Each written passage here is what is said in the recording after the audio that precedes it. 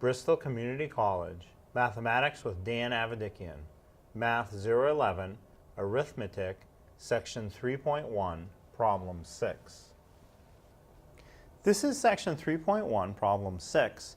It says write the fraction as a decimal, and the fraction we have is 51 and 33 1/1000ths.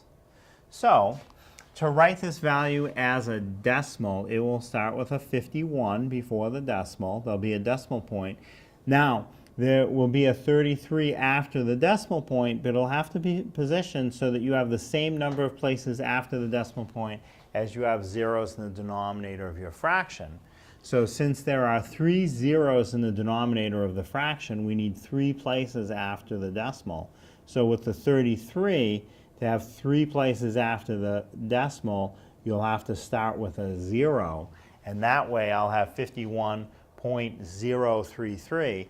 That gives me 3 places after the decimal that matches up with my 3 zeros in the denominator. 51.033.